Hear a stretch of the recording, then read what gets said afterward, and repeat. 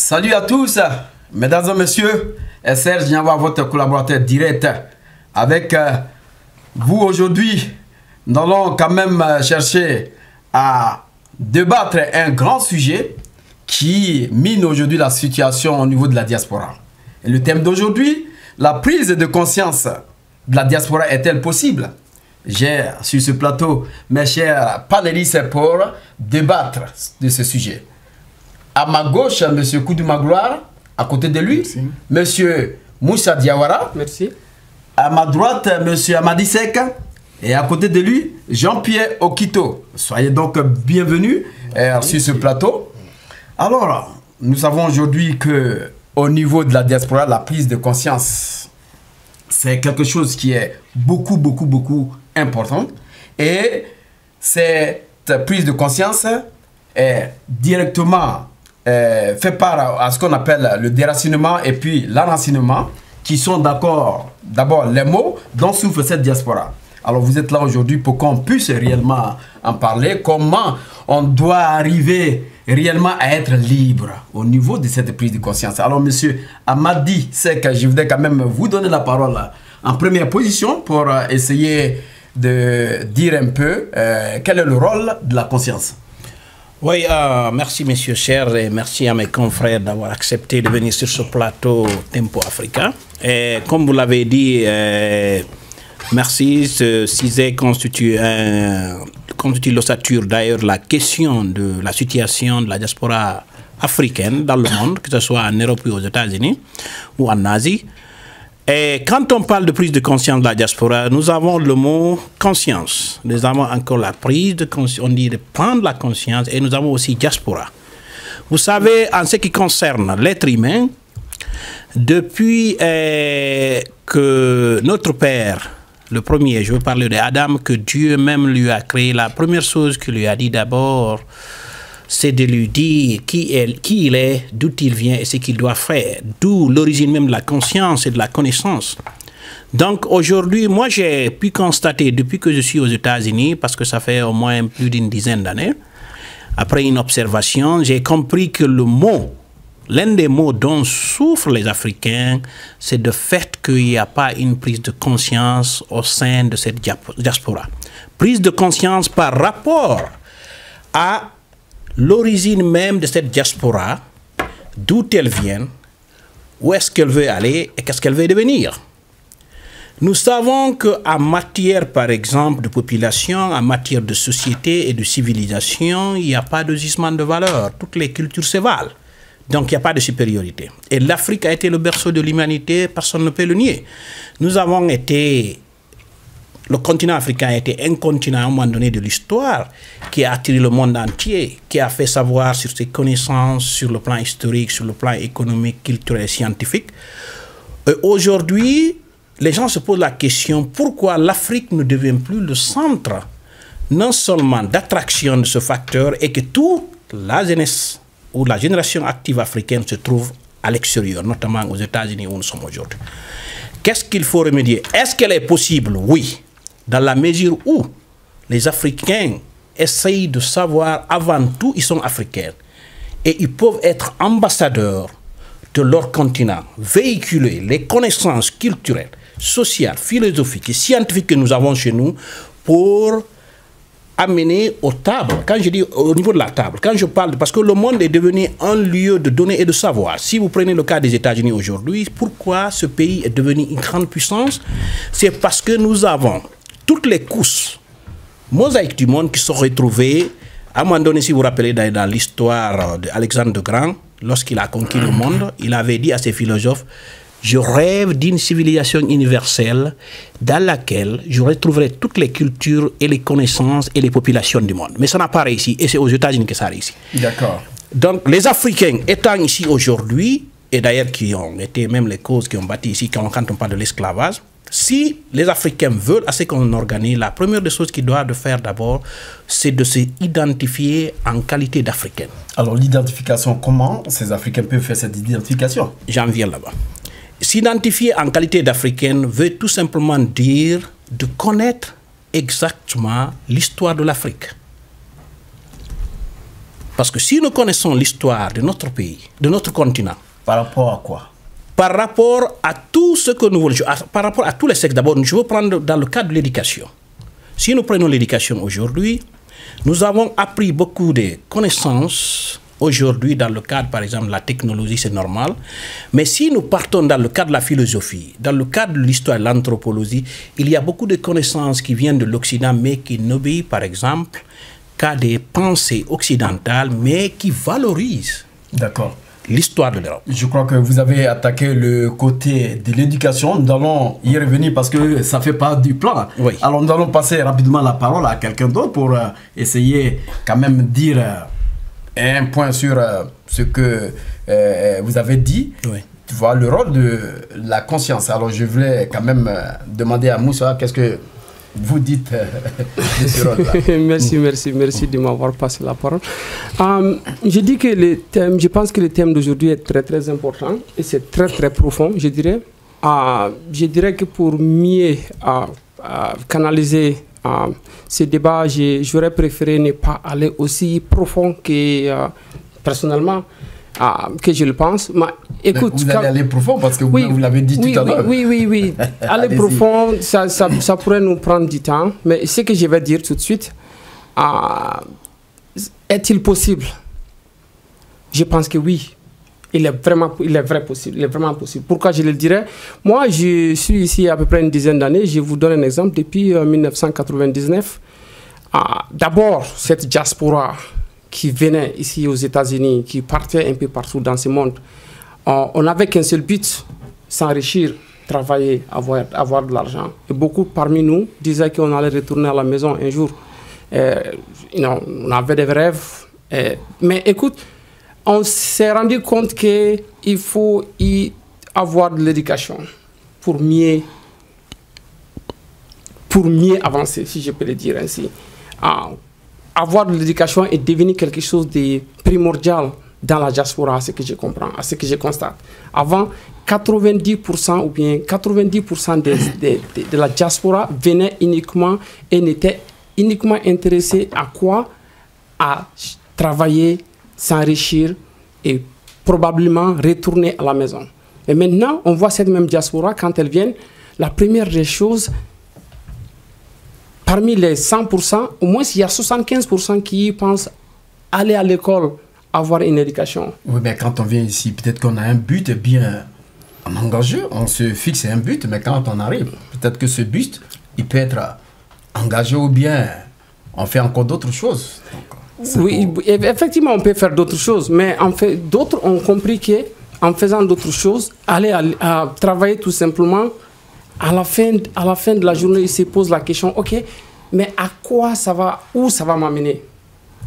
Tu peux y travailler, tu peux y avoir de l'argent. Si tu n'as pas cette connaissance-là, si tu n'as pas cette éducation-là, tout cet argent que tu aurais acquis ne vont pas te servir à grand chose.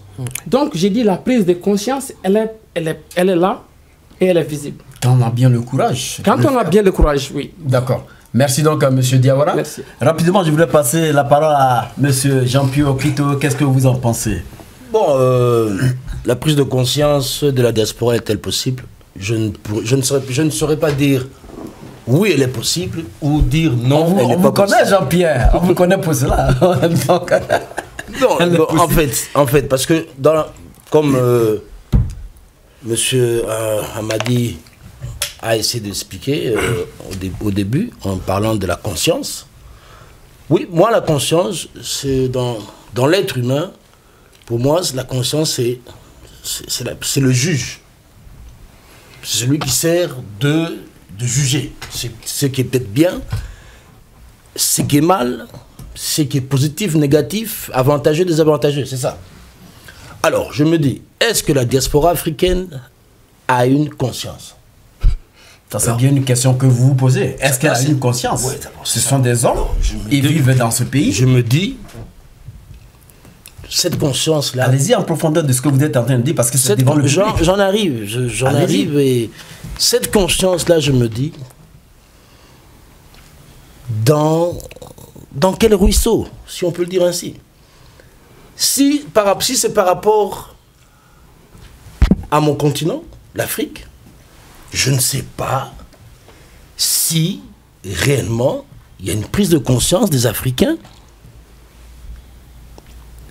Je ne sais pas. Mais je répondrai pas, j'appuierai encore ce que monsieur... Donc je voulais que vous dites, cette diaspora, il faudrait qu'on parle d'une prise de conscience, mais ne dites pas qu'elle n'a pas une prise de conscience. Non, mais ne me faites pas dire ce que je n'ai pas dit. Je viens de dire, je ne peux pas affirmer qu'elle est possible ou elle n'est pas possible. Parce que d'abord, le titre de la question, la prise de conscience de la diaspora est-elle possible? Oui. Ça veut dire déjà qu'il y a un doute quelque part. Oui.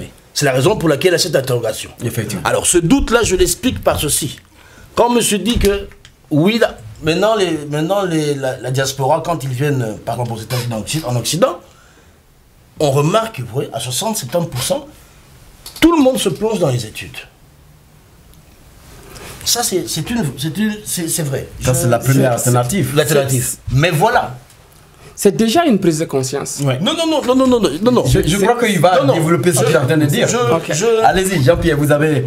Je ne crois pas que aller à l'école ou aller à l'université dénote d'une prise de conscience.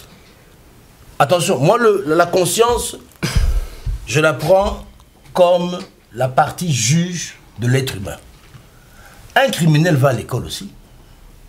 Mais quand il va tuer, vous allez me dire qu'il y a une prise de conscience parce qu'il est à l'école et qu'il va tuer? Non, ne mélangeons pas les choses. Je me dis une chose, la diaspora, par rapport par exemple à mon continent africain, je me demande s'il y a une prise de conscience sur le continent, parce que lorsqu'on regarde l'Afrique des années 60 et l'Afrique de 2015 aujourd'hui, ou 2014, il y a une dégradation. Vous n'allez pas me dire que en 60, il n'y avait pas d'Africains, la diaspora n'existait pas en Occident. Elle existait. On dirait que la diaspora des années 60, 70, 80 pensait, comme vous le dites, à rentrer au pays et faire quelque chose. Quand elle a fini par s'arrêter de rentrer au pays, à partir des années 90, l'Afrique est en dégradation. C'est une lavette. Bon, ça c'est d'un côté. Maintenant, du côté éducation, oui c'est vrai, nos enfants vont à l'école, ici, ils s'appliquent. Ils s'appliquent, mais est-ce qu'ils vont à l'école pour pouvoir un jour se dire, je vais aller au pays? Mais ça dépend de ce que vous voulez. Non, ça vos enfants, non, la majorité des enfants qui étudient en Occident ne rentrent pas en Afrique pour travailler. Mais qui va le faire? C'est la raison pour laquelle je me demande toujours si réellement il y a une prise conscience de la diaspora, parce que si les enfants ne rentrent pas en Afrique pour construire leur continent, il faut incomber la faute aux parents que nous sommes ou que vous êtes. Bon, d'accord. Je crois qu'on va passer un peu à monsieur Diawara qui voulait dire quelque chose. Est-ce que vous êtes d'accord avec tout ce que Jean-Pierre dit? Parce qu'il a dit beaucoup de choses au niveau de conscience. Moi, chacun a sa manière de définir les choses. Chacun a sa manière de définir les choses. Je pense qu'il vient de dire une chose tout de suite là. Il est d'accord avec moi que 60% de la diaspora maintenant qui pense aller à l'école. Moi, je dirais que déjà, quelque part, c'est une prise de conscience quelque part. Parce que avant, on venait tout simplement dans le but de travailler, quel qu'en soit le genre de travail que nous ferons, essayer de s'enrichir. Et la plupart du temps, nous avons un agenda, comme quoi on va retourner au pays. Non seulement on n'y retourne pas au pays, on n'a pas cette éducation-là, et on est bloqué ici. Oui. Où est la prise de conscience, elle est là quelque part, mais il faut aller encore beaucoup plus loin pour la développer. Sinon, la prise de conscience, elle est là. Mais, monsieur Diarra, ce que vous êtes en train de dire, c'est bien beau. Mais quand on vient dans ce pays, pour avoir cette prise de conscience, pour aller à l'école, il y a quand même une sueur. Vous passez par des moyens. Vous mangez ce que les gens disent, vos totems. Pour avoir maintenant cette prise de conscience, monsieur Diawara. Je n'en disconviens pas. Je n'en disconviens pas. Écoutez, dans toute chose, il y a un côté positif, il y a un côté négatif. Et moi, selon moi, si nous voulons bien analyser cette question que nous sommes en train de débattre, voyons un peu du côté positif que du côté négatif. Pourquoi je dis ça? Quand beaucoup parmi d'entre nous qui ont vécu ici pendant des années et des années, qui ont vu des trucs vraiment avant, on n'aurait pas pensé qu'en 2015, on aurait vu à peu près 60% de la diaspora, que ce soit ici, ou bien en France, ou bien un peu partout ailleurs dans le monde, qui vont se soucier maintenant d'aller à l'école. Mais quand on voit ça maintenant, on pense que ça doit commencer quelque part. Ça commence, mais à pas de caméléon. Oui, mais dire que ça ne commence pas, ou bien dire que ça n'existe pas, là, moi, je ne serais pas d'accord. D'accord, j'ai compris. Je crois que je n'ai pas encore oublié. Monsieur Koudou, je ne vous ai pas oublié. Merci. Vous n'allez pas rester là. Je ne vous ai pas oublié. Merci. Mais je voulais tout canaliser avant de venir à vous. Merci. Je vais accorder voilà. Les panélistes ici. En toute chose, il faut faire l'historique. Vous voyez. Oui. Et Jean-Pierre n'a pas tort. Diawara ni Amadi, personne n'a tort ici. Parce que si on veut prendre, on a inversé un peu la tendance, si on veut prendre les années 60, peut-être 100% des gens qui venaient pour étudier. Oui. Donc si aujourd'hui, en 2015, on se retrouve à 60%, ça veut dire qu'il y a une régression. Oui. Voilà. Mais entre-temps, pourquoi il y a eu régression? Dans les années 80, c'était la crise un peu partout dans les pays africains. Et donc, les gens allaient à l'étranger pour pouvoir se chercher, comme on dit. Oui. Donc, dans tous ceux qui partaient, bon, c'était pas pour étudier forcément, c'était pour trouver des lendemains meilleurs. Oui. Et dans ça, peut-être 90% des gens qui venaient, c'était peut-être pour faire de l'argent et puis repartir. Oui. Bon, ça pose la problématique des colonies de population. Et je me rappelle du débat que j'ai eu avec un ami, et quand je lui parlais il y a quelques années de cela, de retourner en Afrique. Il m'a dit, oh voilà, c'est pour ça que, vous voyez, on ne réussit pas, parce qu'on a toujours tendance à vouloir faire de l'argent ici et retourner chez nous. Il faudrait qu'on s'installe ici, il faudrait qu'on fasse comme les autres communautés, irlandaises, allemandes, hollandaises et tout, pour vraiment s'établir en Occident. Et il y a eu un grand débat là-dessus. Mais aujourd'hui, on n'en est pas là parce que nous avons des communautés congolaises, guinéennes, ivoiriennes, un peu partout. Et on a parlé de 4 millions d'Africains qui vivent aux États-Unis. Nous parlons, je cerne les États-Unis parce que c'est là où nous vivons. Oui, sinon, bon, en Belgique, en France, un peu partout en Europe, les Africains y vivent aussi. Peut-être en plus grand nombre même qu'ici. Je voudrais ici dire que quand on parle d'éveil de conscience, ça veut dire que quelque part, on dort. Ouais. Et je suis d'accord avec Jean-Pierre. Ça veut dire quoi? Que jusque-là, on est en train de dormir tous. Ouais. Parce que c'est quoi? Pourquoi on a ce débat aujourd'hui? C'est qu'il faut que nous fassions quelque chose pour nous-mêmes. Ouais.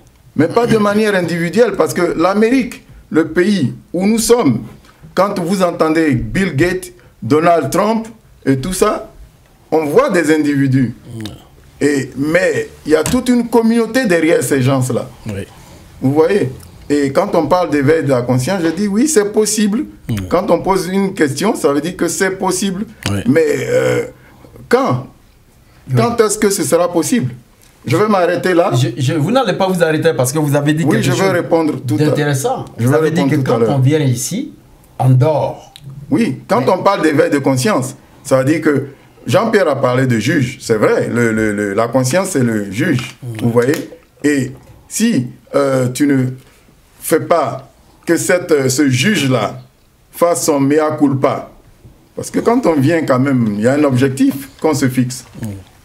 Et si après des décennies, parce que nous ne vivons pas seuls dans ce pays-là, je me réjouis du fait que nous avons des communautés. La communauté guinéenne, ça marche très bien. La communauté malienne, ivoirienne, ceci, cela. Mais ici, on parle de la diaspora africaine.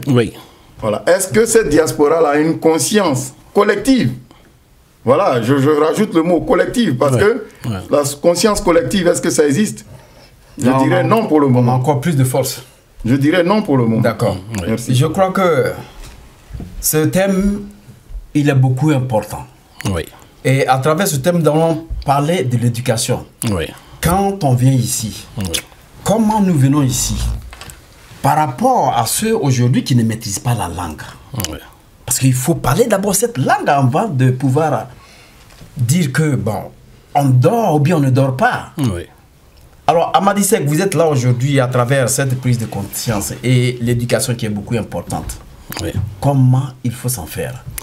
Oui, je vous remercie. Vous avez besoin, d'abord, quand vous arrivez, vous ne venez pas avec les papiers sur la tête, comme le disait un ami. Oui. Mais vous venez, vous souffrez pour avoir ces papiers. Oui.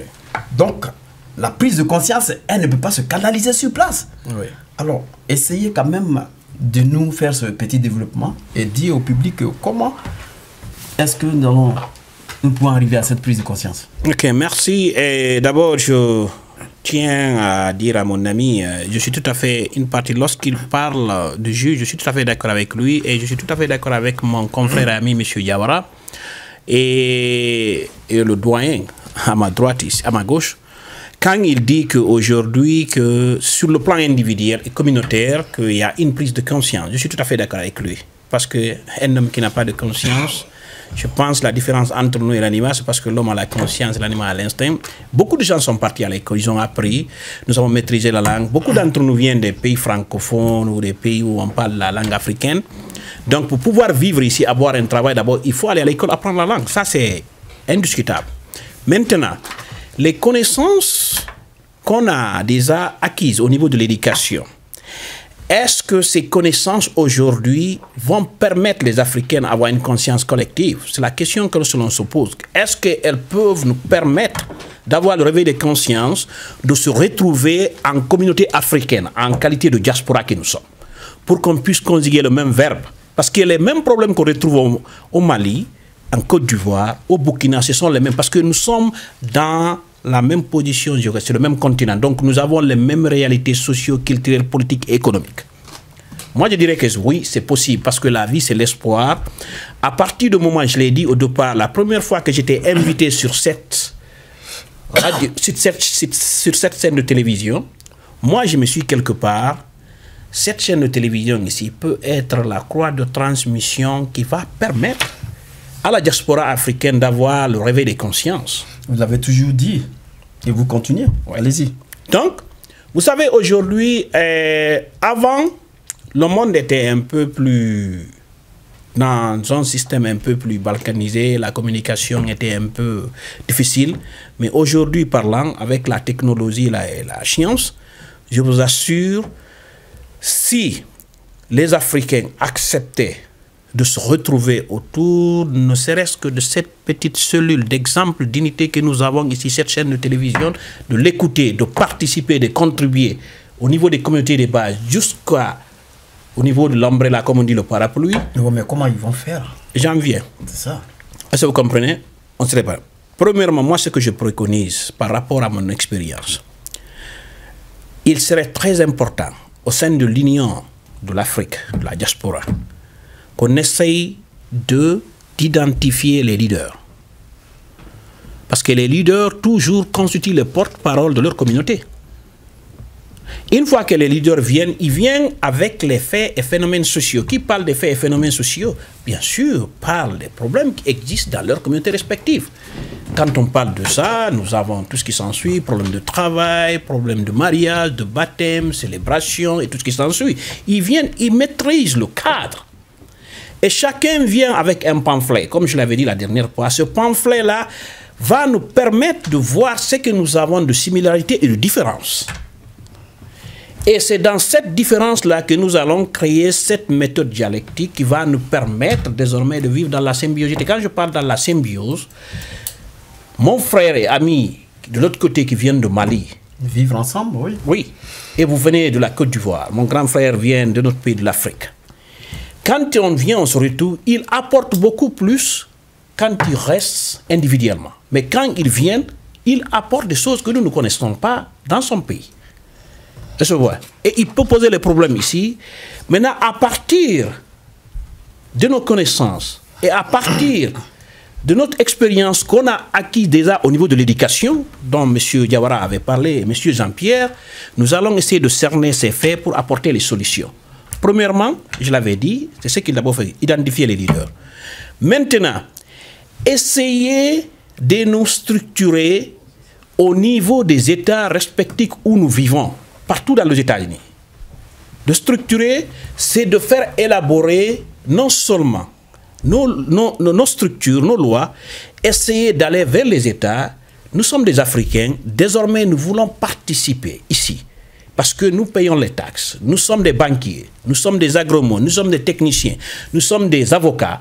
Nous voulons participer dans le processus du développement de ce continent. Mais en contrepartie, nous voulons aussi, parce que nous avons un droit ici, un devoir dans ce pays, qu'on nous reconnaisse et qu'on soit pris en charge au même titre que les autres qui viennent dans certaines contrées. Parce qu'il y a beaucoup de diaspora ici.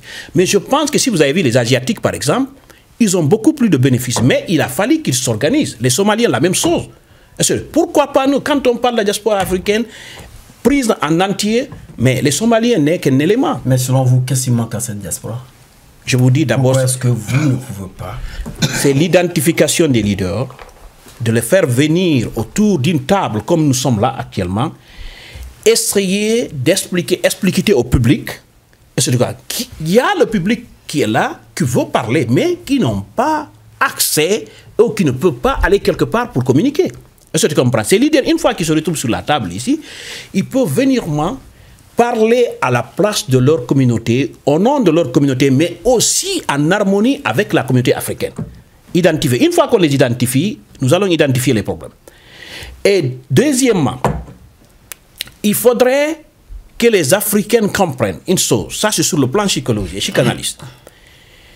Quand on est né dans une culture depuis des millions d'années, on ne peut jamais piétiner cette culture, sinon on va vers le déracinement.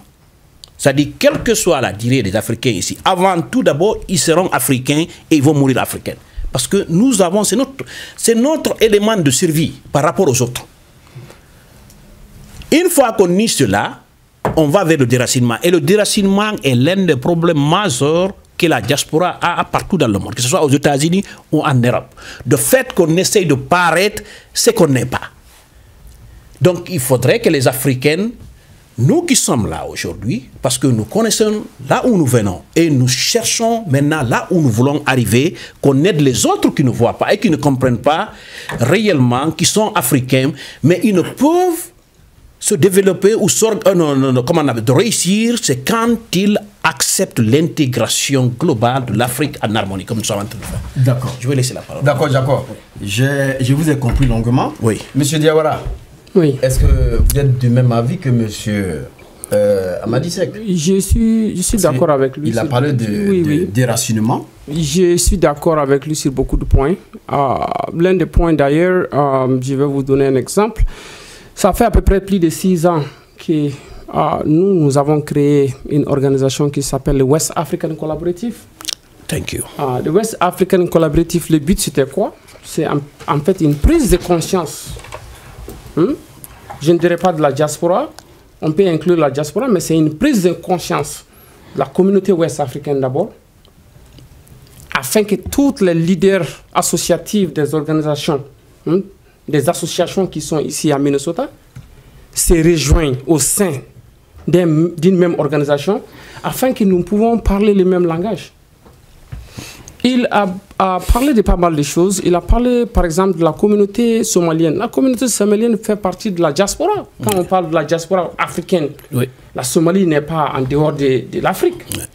Mais pourquoi la communauté somalienne a autant de pouvoir, si je peux m'exprimer ainsi ici? Parce qu'ils sont bien organisés. Il y a une prise de conscience en leur niveau. Ils ont fini par comprendre que individuellement, ils ne pourront absolument rien faire. Il faut qu'ils soient ensemble, en groupe, collectif, bien organisés, pour pouvoir avancer. Avancer quoi? Demander aux législateurs, c'est-à-dire en un mot, pour revenir au West African Collaborative, nous sommes là, il y a à peu près plus de 8 ans que nous sommes là. On cherche à avoir les leaders de toutes les organisations ouest-africaines, le Mali. Il y a la Côte d'Ivoire qui n'est pas encore représentée, il y a la Guinée qui est représentée, il y a le Nigeria, le Libéria, la Sierra Leone, la Guinée, j'en passe. Mais voilà pourquoi encore je dis, moi je pense qu'il y a une prise de conscience. Ça vient lentement, mais ça vient sûrement. Parce qu'avant, si Moussa Diawara devait se lever parce qu'il est le président de l'association des Maliens pour aller demander de l'aide. Moi, seul, je n'y pourrais pas grande chose. Alors, vous avez parlé de la Somalie tout à l'heure. Oui. Est-ce que vous vous êtes approché auprès de cette communauté pour en savoir plus? Il y a une prise de conscience. Nous avons invité des leaders somaliens dans le passé à venir à WAC, West African Collaborative. Nous les avons invités. Ils sont venus essayer de pick on their brains, essayer d'en savoir comment ils se sont organisés. Il y a un centre. Il y a un centre qui a été formé ici pour les IS africains. Comment le centre a été formé? Ils se sont organisés pour pouvoir former ce centre-là. Et ce centre-là, qu'est-ce que ça fait? Tous ceux qui ont besoin d'argent pour monter des projets ou bien des business, ils viennent là-bas. C'est à partir de là-bas qu'ils sont aidés. Mais quand vous les avez invités, oui, est-ce qu'ils sont venus? Ils sont venus, nous les avons invités, ils sont venus à maintes reprises. Et qu'est-ce qu'ils ont dit? Ils nous ont dit des démarches qu'ils ont prises pour pouvoir avancer. Bien sûr que, dans notre société africaine, on ne va pas tout dire, on ne va pas tout dévoiler. Des réserves, oui. Mais quand même, on nous a donné des indices où nous pouvions y aller pour s'organiser, mieux s'organiser et de pouvoir faire comme eux. Le West African Collaborative, présentement, nous travaillons sur un projet cette année qui veut quoi? On veut un centre des Ouest africains. Comment il faut le faire? Nous sommes en train de nous organiser. Nous faisons des réunions mensuellement. Nous voyons des législateurs. Nous demandons leurs aides. Nous leur demandons comment il faut y procéder. Quelles sont les procédures à prendre pour pouvoir arriver à nos fins. Donc c'est quelque chose que nous sommes en train de travailler dessus, mais qui va lentement, doucement. S'il n'y avait pas une prise de conscience, on serait toujours là, chacun saurait essayer de se chercher de son côté, mais on ne va jamais avancer. Je crois qu'on va avoir l'occasion de vous inviter sur ce plateau pour quand même en parler longuement, parce que vous avez fait un travail de fond. Vous avez parlé de la Somalie, comment ils se sont organisés aujourd'hui, mais il fallait aller plutôt vers ces Somaliens, dans leur fief, pour savoir comment ils vivent et de quoi ils ont été capables. Ils vous ont cassé un secret que vous n'avez pas su. Vous allez intervenir tout à l'heure, M. Seck. Oui. Mais je voulais passer la parole à Jean-Pierre rapidement, après M. Koudou, et vous intervenez. Oui, allez-y, Jean-Pierre. Sur ces idées, quoi. Est-ce que vous êtes d'accord avec aujourd'hui le fait qu'on n'arrive pas à cette prise de conscience? On a parlé de l'éducation, nous avons parlé aussi, M. Amadi Seck a parlé de l'identification. Il faut d'abord s'identifier. Il a parlé aussi d'essayer de se structurer. Il a parlé de la culture et il a parlé de déracinement. Alors, qu'est-ce que vous pensez de tout ceci? Bon, les faits dont il parle, il fait allusion à certaines résolutions pour arriver justement à cet éveil de conscience, à cette prise de conscience.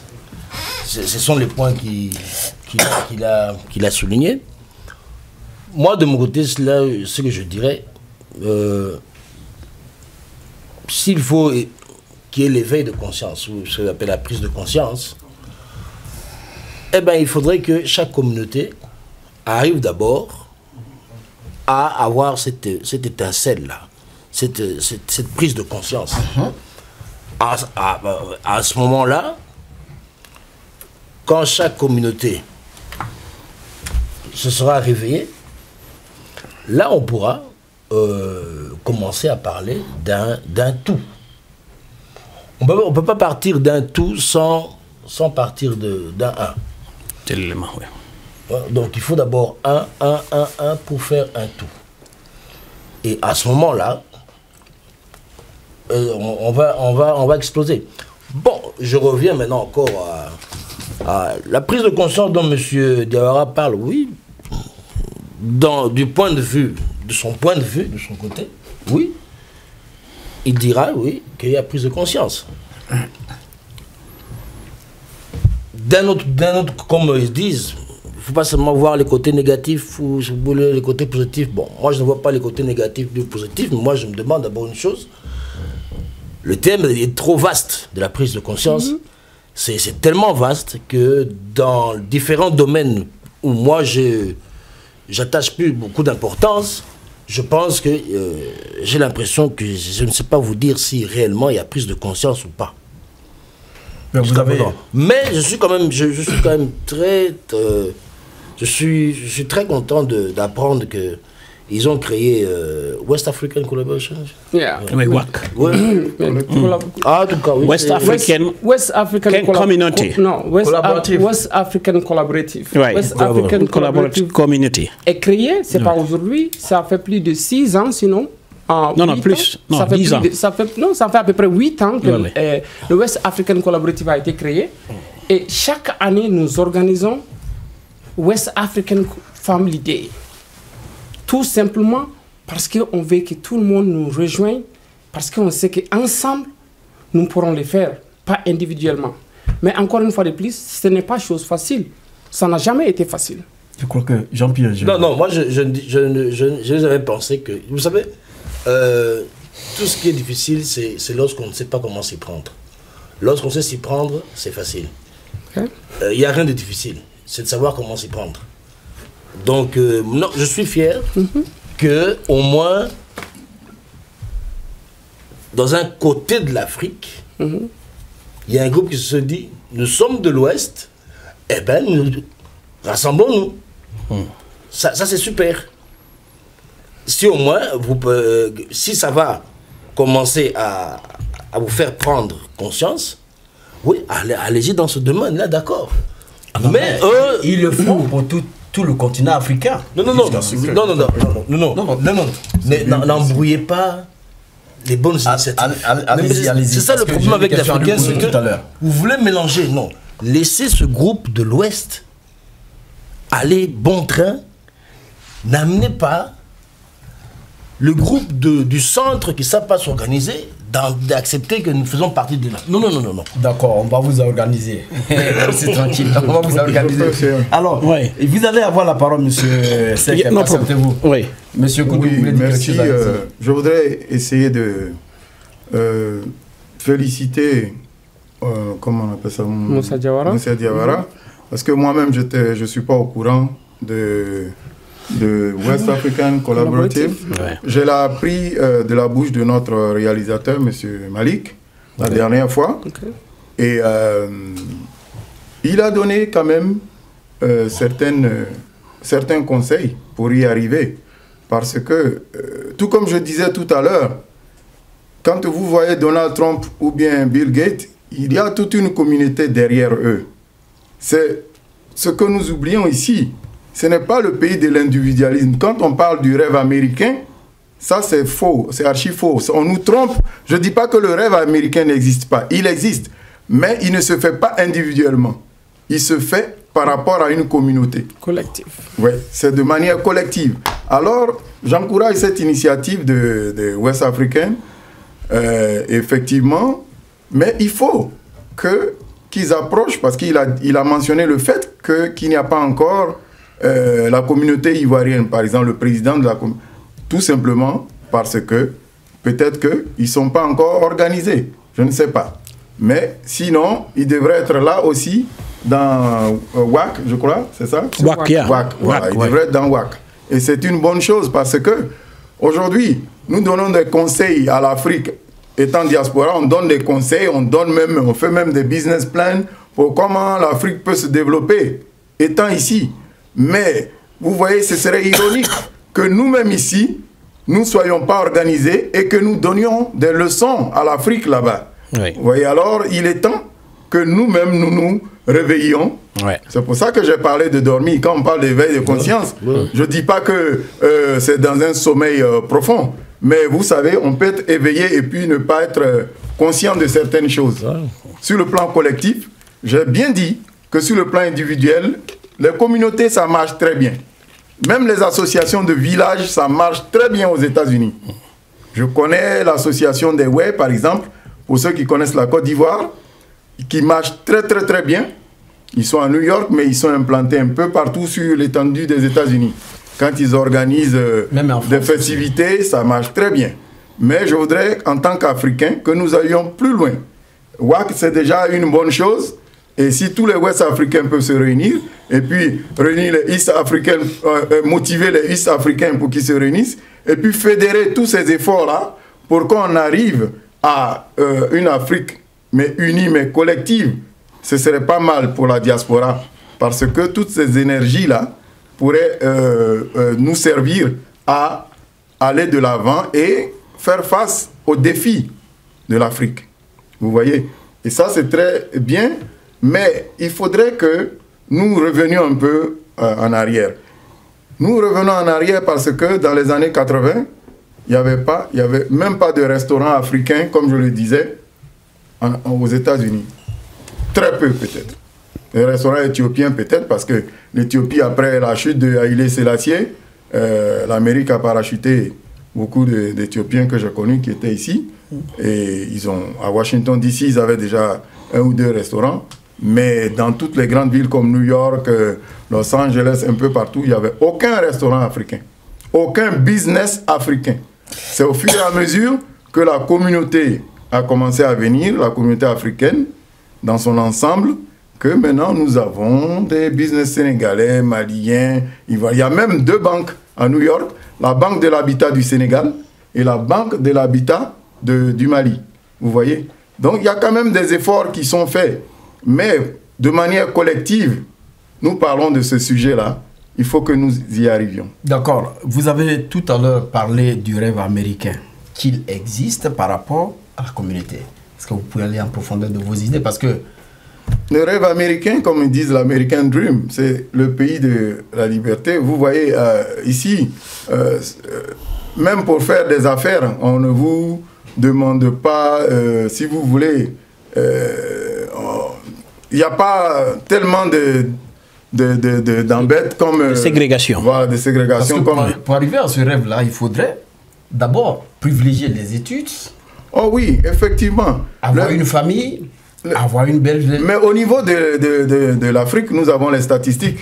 Vous savez très bien que les Africains sont l'un des, sinon, les mieux éduqués dans ce pays. Vous voyez, donc nous n'allons pas retourner là, bien que je dis qu'il faut aller en arrière. Mais pour atteindre ce dream, je veux dire que moi je vois ça sur le plan du business. Vous voyez, quand vous voyez un gars comme Steve Jobs, c'est vers la fin de sa vie que les gens, que les gens ont su qu'il était tunisien. Mais la Tunisie, c'est où? C'est en Afrique. En Afrique. Merci. Maghrébien. Merci. Alors, monsieur Seka. Oui, merci, monsieur Serge. Et merci. Je remercie mes confrères, ce qu'ils viennent de dire. Je crois, je rejoins monsieur Diawara. Pourquoi je n'ai pas voulu parler de l'historique de WAC ici? Il a parfaitement raison. Lorsque j'étais président en 86, non, en 96, et je suis arrivé, on m'avait élu. J'avais rencontré certains frères ivoiriens, maliens et tout ce qui s'ensuit. En ce moment, c'était Andrew qui était le directeur du centre, il est réparti même au Libéria. C'est vrai qu'il y a une organisation de l'Afrique de l'Ouest. Elle existe. Il y a la structure et tout ce qui s'ensuit. Il y a aussi l'Est qui est organisé. Là où on parle des Somaliens, les Kenyans et tout, ça existe. C'est vrai. Donc il faut aller vers eux. Non, non, j'en viens. J'ai eu la chance de travailler avec eux. Si même vous allez vous mettre mon nom, hamadisek.org, c'est WAC qui va sortir. Directement, ils vont dire président de la communauté guinéenne, modèle et exemple des leaders de pays de l'Afrique de l'Ouest. Ça, c'est sur le net. Ce qu'il vient de dire, il a parfaitement raison. Mais si nous prenons le cas des Somaliens, je l'ai bien dit, les Somaliens, les Libériens sont venus dans un cadre bien élaboré. C'est ce qu'il y a une différence. Les Somaliens sont pris en charge par les Nations Unies, par le Haut Commissariat des réfugiés. Ça, il faut le prendre. Alors, mais comment ils... Attendez, non, j'en viens. Non, j'en viens. Parce qu'on a besoin de ce secret. Non, j'en viens. Les Libériens, quand il y a un conflit dans une zone, partout dans le monde, les Nations Unies sont saisies, on envoie les casques bleus, on essaye de voir quel est le pays qui sera le pays d'accueil. Les États-Unis ont besoin de main-d'œuvre, ils ont un pays très dense, il y a la place partout. Donc, il y a beaucoup de pays qui sont en conflit qui viennent vers les États-Unis. Donc, mais les Nations Unies financent 50% pour les réhabiliter et tout ce qui s'ensuit. Et les États-Unis changent à 50%. Et bien que ça, d'ailleurs, les États-Unis se bénéficient même parce que c'est le pays d'accueil. Donc, ils ont beaucoup plus de facilité d'avoir des fonds et des grains. Vous comprenez? Par rapport à nous, individuellement, et un nombre très restreint qui sont venus de Mali. C'est maintenant qu'on parle de Mali un peu parce qu'il y a eu le conflit du Nord. Actuellement, il y a la considération parce que le dossier est rentré aux Nations Unies. Le cas de la Guinée, c'est tout récemment lorsqu'on a eu le Ebola. Est-ce que vous comprenez? Mais ce n'est que des exemples que je donne. Moi, je pense, à partir du moment où les Somaliens ont réussi, où les Kenyans, quelque part, ont réussi à s'organiser, ils ont eu des morts et des trucs, alors que ce n'est qu'un élément dans le tout, alors que nous constituons ici la majorité ici, moi je dis qu'il y a une prise de conscience. Je remercie qu'il vienne de donner cet exemple-là. Je vais dire quelque chose entre parenthèses. Oui. Quand mon frère vient de dire qu'il ne sait pas si la communauté ivoirienne aurait été contactée pour joindre le WAC. Non, il dit qu'il ne savait pas que ça existait. Il ne savait pas que ça existe. Ou bien non, moi individuellement, je ne peux pas parler de la communauté. Non, ok, toi individuellement. Ok, donc non, pas la communauté. Voilà. Avant d'aller jusqu'en pause musicale, il n'y a pas de problème. Monsieur Diawara, vous êtes actuellement le président du WAC. Non, j'ai servi comme vice-président du WAC. Voilà, vous avez parlé du WAC. Oui. Et cela fait depuis 8 ans que ça existe. Oui. Et cette organisation prend en compte ce qu'on appelle la conscience, la prise de conscience. La prise de conscience des pays de l'Afrique de l'Ouest. J'ai l'impression que depuis, vous avez fait 8 ans, mais réellement, quelle est la pratique que vous avez mis ensemble pour essayer d'avancer un peu les choses? Parce qu'on a l'impression que c'est des discours, quand vous allez au meeting ou bien aux réunions, c'est des discours sans suite que vous faites. C'est pas vraiment des discours, c'est seulement que c'est pas aussi facile comme vous le pensiez. Comme nous en discussions de l'éveil de conscience, il se peut que dans le WAC a besoin de quoi? Le WAC a besoin des leaders des associations. Le WAC ne demande pas à avoir le représentant de tous les pays de l'Afrique de l'Ouest pour être mieux organisé. Nous nous sommes dit que ce serait beaucoup plus mieux si on pouvait avoir les présidents d'associations de chaque pays de l'Afrique de l'Ouest. Tout en prenant en considération que dans certains pays, par exemple, je peux donner la Côte d'Ivoire, il peut y avoir 2 ou 3 associations, mais on a besoin des présidents d'associations, les leaders de ces associations, parce que c'était les porte-parole de leur communauté. Exactement. Donc quand ils viendront à WAC, ils sauront que WAC existe, ils sauront ce que nous sommes en train de faire, et à chaque fois qu'ils ont de ces réunions mensuelles, ils se donneront le devoir d'informer leur communauté comme quoi il y a une organisation en fait du nom de WAC, elle existe. Et on doit tout faire pour adhérer à cette association ou à cette organisation parce que pourquoi ensemble nous pourrons y faire quelque chose. Ce n'est pas en les faisant individuellement. Et nous avons eu des vraiment sérieux problèmes à les faire. Pourquoi? Parce que aujourd'hui, on peut voir le leader des Libériens aujourd'hui, il est là et on ne le voit pas pour 1 an. On ne sait pas où il est. Mais il y a quand même un comité ad hoc qui peut essayer de faire un travail de fond pour arriver. Quand vous ne voyez pas quelqu'un. Nous sommes en train d'avancer. Nous avançons. Voilà pourquoi j'ai mentionné aujourd'hui que notre but majeur cette année, c'est on va vous donner les idées parce qu'on a l'impression que ça traîne un peu. Parce que ça fait depuis 8 ans que vous êtes là-dessus. Oui, oui. Ben, je ne vois pas de progression. Toi, je sais que c'est dur. Peut-être que tu n'es pas très bien informé ou bien tu n'as pas été pour essayer de savoir à nos réunions pour savoir de ce que nous avons fait. Mais quand même, on se félicite de certaines choses que nous avons fait. On va revenir à nos termes. Merci, d'accord. Je voulais quand même vous remercier. On va aller rapidement en pause musicale et revenir sur ce plateau pour la deuxième partie de notre grand débat. Restez connectés sur Tempo Afrique TV. Serge Gnawa, je vous retrouve tout à l'heure.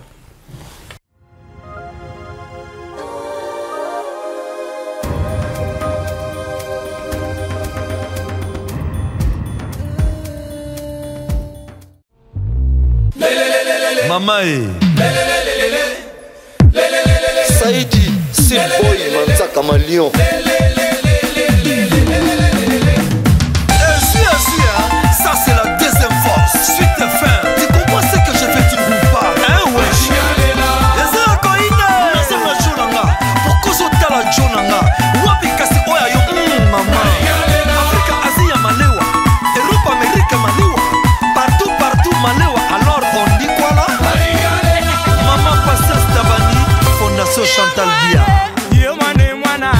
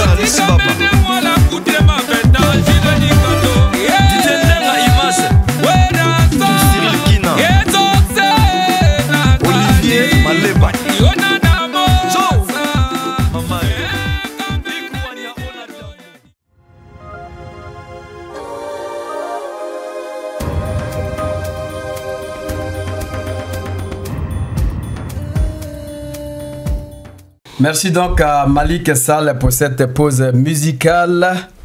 Revenons rapidement sur ce plateau pour la suite de notre grand débat. Mes chers panélistes, encore une fois de plus, je vous remercie. Nous avons le thème d'aujourd'hui. La prise de conscience de la diaspora africaine est-elle possible?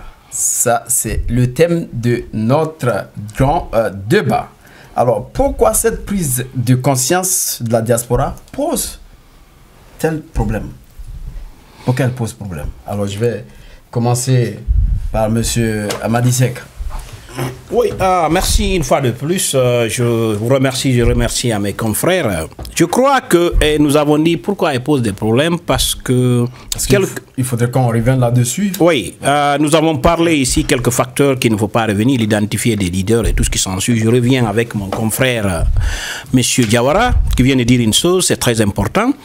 Quand on est organisé à une cellule de base, une petite organisation, petite qu'elle soit, il y a ce qu'on appelle ici une structure, et chaque structure obéit à des lois. Le problème, je crois que quelque part, c'est le non-respect des lois qui fait que, quelque part, les Africains n'arrivent pas à avoir une prise de conscience collective. Pourquoi je le dis?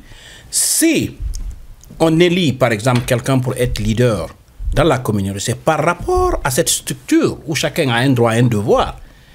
Comment se fait-il que quand on élit un leader, que les membres déjà qui l'ont élu commencent à se proclamer comme étant le leader à la place de leader? Là, c'est violer déjà le contrat social. C'est le problème que nous avons. Il y a beaucoup de gens dans la vie qui participent dans la communauté africaine, peut-être profanes en la matière, ou bien même connaissants qui font par exprès, par orgueil de la nature humaine. Ils n'arrivent jamais à respecter ou à faire le suivi par rapport à ce qu'ils ont voté comme droit. Et ce qui est grave d'ailleurs. Si nous avons vu par exemple que la diaspora, par exemple, européenne, je vais prendre l'exemple sur les Italiennes, mais nous savons que lorsque les Italiens se retrouvaient ou les Irlandais à New York, il y a la communauté irlandaise qui est très puissante là-bas, et les Italiennes, mais ils sont passés d'abord par la structure, la loi. Parce que, pourquoi on parle toujours de la loi tient compte des coutumes, des mœurs et de la culture de la communauté, avant d'arriver là-bas. Donc, quiconque viole cela, il a des problèmes, parce qu'un individu n'a de valeur que par rapport à sa communauté.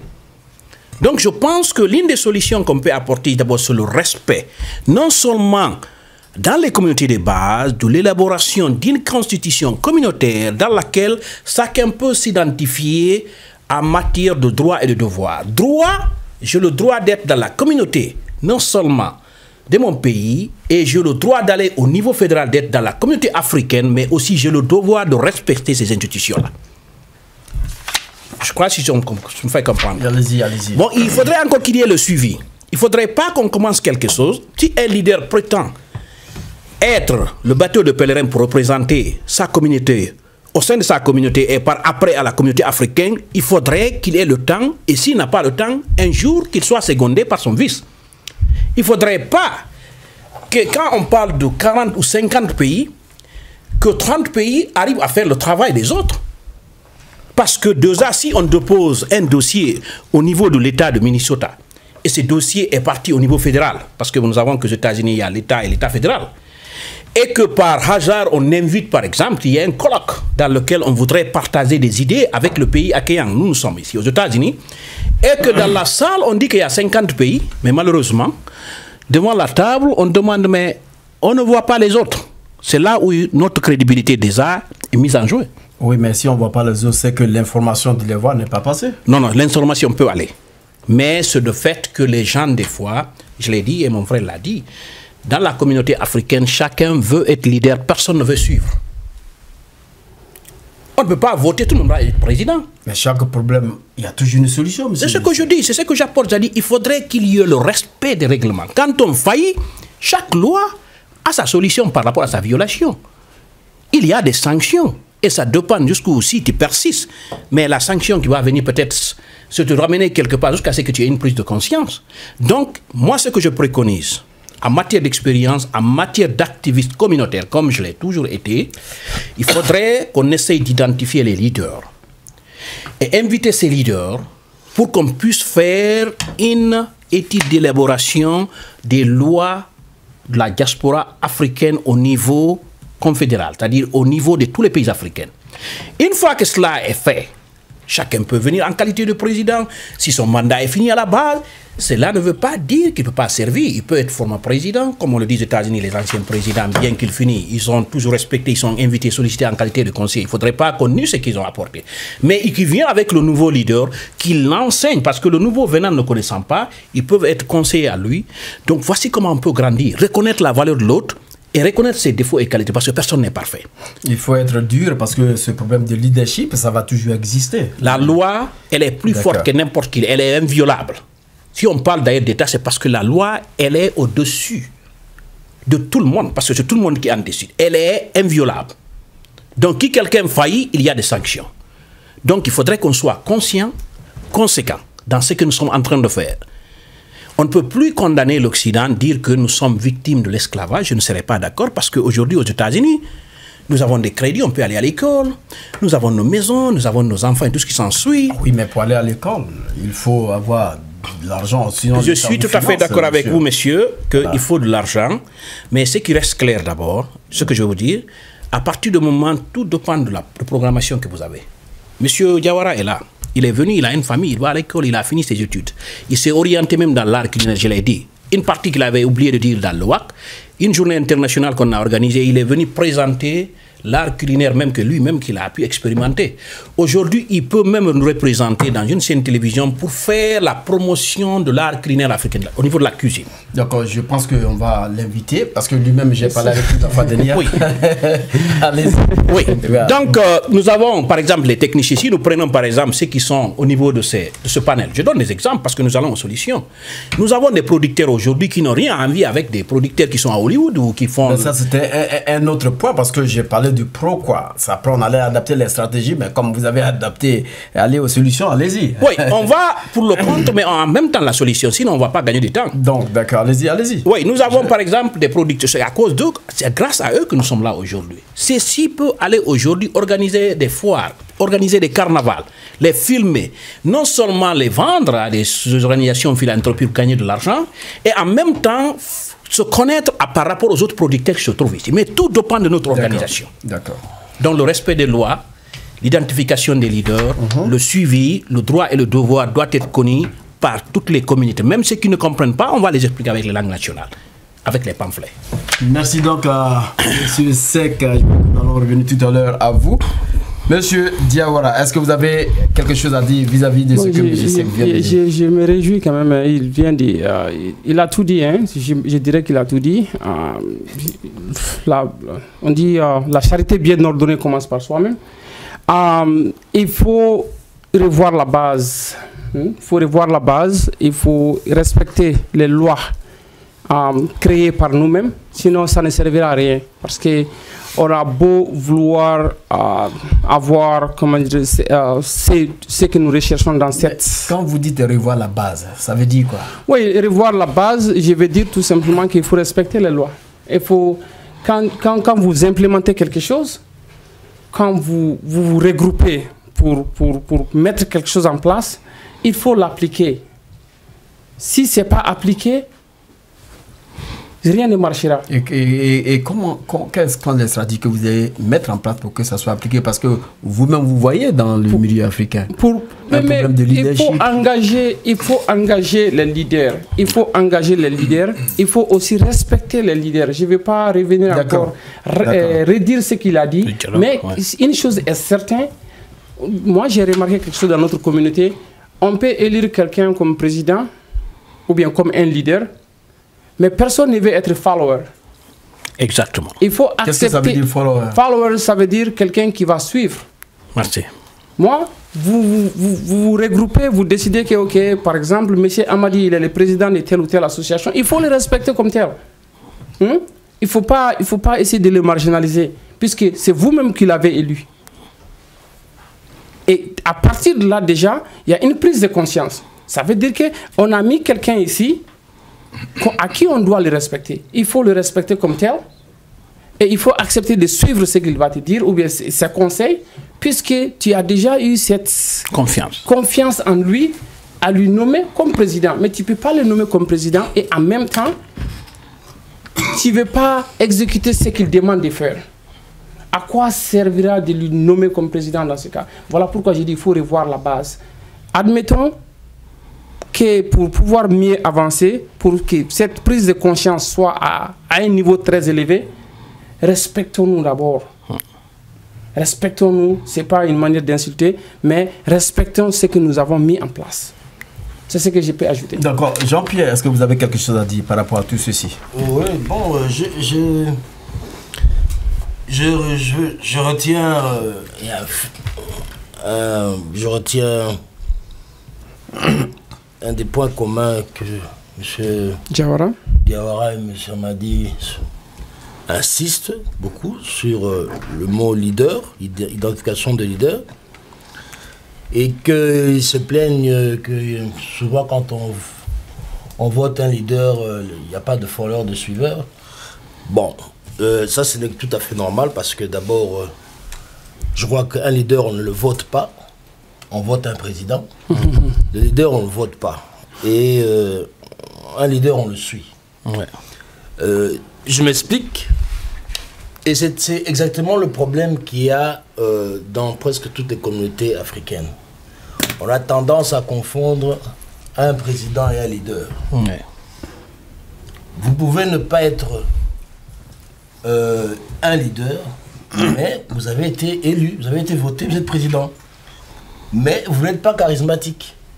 C'est pas obligatoire, même si on demande à ce qu'il faut. Mais par contre, un leader, on ne vote pas un leader. Oui, mais monsieur Jean-Pierre, sur ce plan-là, nous sommes dans un milieu africain où il faudrait que chacun arrive à voter quelqu'un qui va nous représenter. C'est de ça qu'il veut parler. Justement, c'est là que je veux en venir. C'est-à-dire que c'est l'erreur qu'on commet.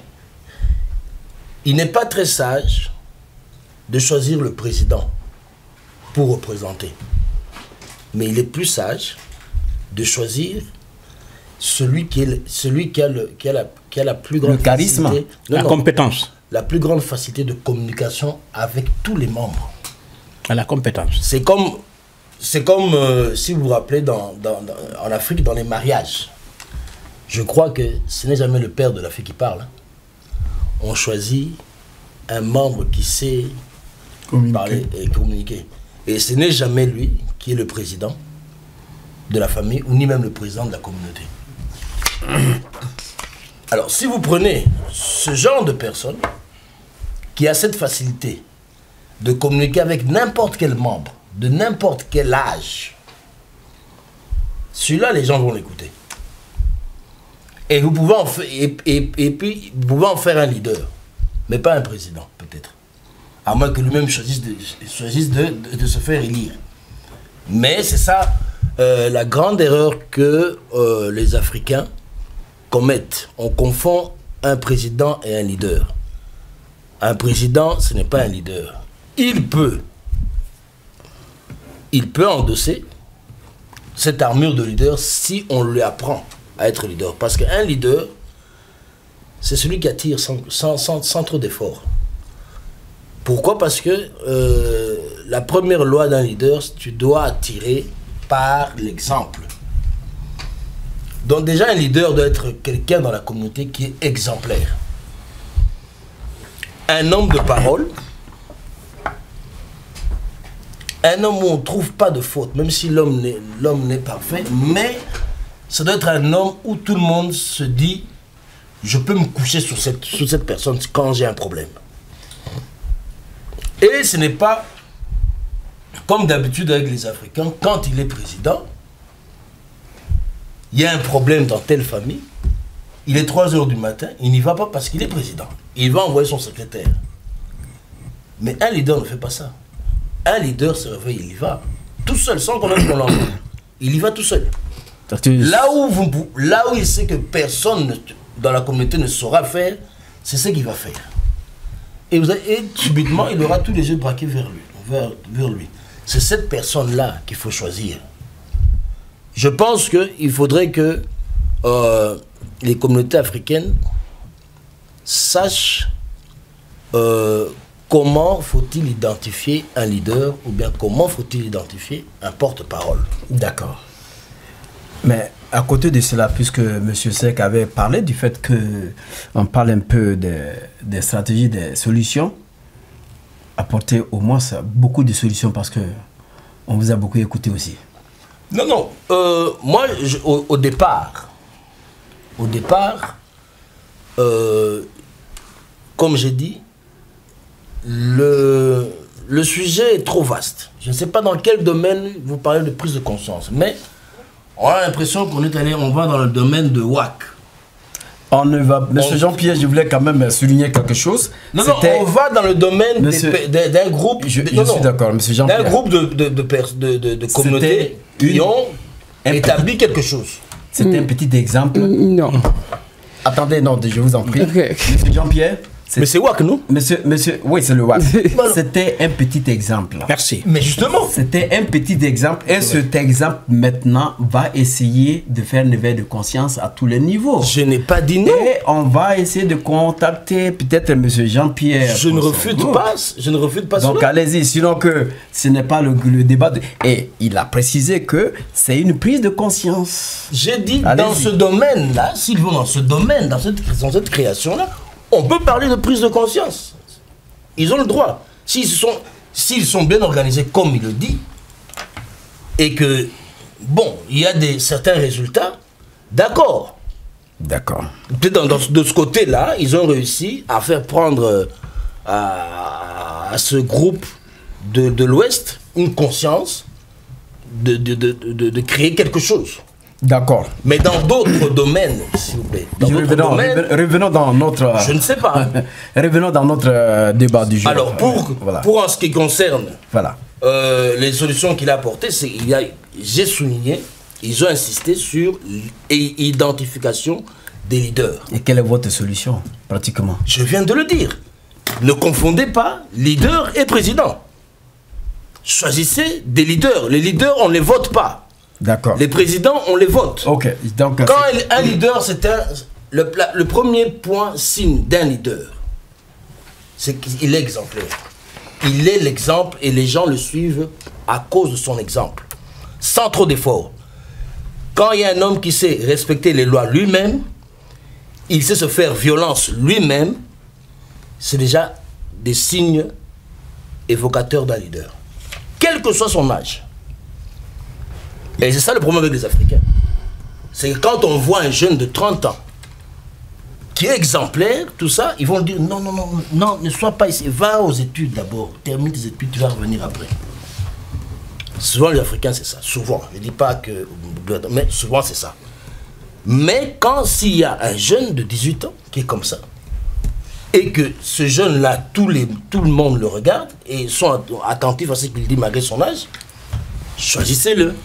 D'accord. Si c'est des leaders qu'il vous faut, choisissez-le. Si vous venez dans la communauté ivoirienne et que vous découvrez qu'il y a ce genre de gars, prenez-le. Si vous arrivez dans la communauté camerounaise ou congolaise, prenez ce genre de personnes qui sont exemplaires. D'accord. Merci donc Jean-Pierre. Ouais. Nous allons rapidement passer à M. Koudou Magoula, si vous avez quelque chose à dire par rapport à tout ce que Jean-Pierre... Je vais répondre, mais on dirait que M. Diawara... Non, je vais passer le... Non, ok. Non, il n'y a pas de problème. Ok. Vous voulez qu'on parle des solutions la stratégie, je pense que ce que Jean-Pierre a dit, ça...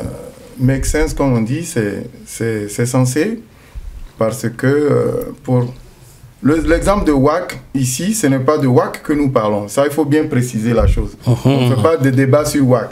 Okay? Voilà. Ça, il faudrait qu'on clarifie ce côté-là. Merci, merci. WAC a été pris simplement comme exemple pour dire comment les Africains peuvent s'organiser. Voilà. Allez-y, M. Koudou, allez-y. Et j'ai cité certainement cela. C'est moi qui ai cité, bien que lui, il soit dans l'organisation. Si je me souviens bien au cours du débat, c'est moi qui ai cité WAC pour la première fois. Si on peut revenir au début. Bon, voilà. Ça, c'est pour la précision.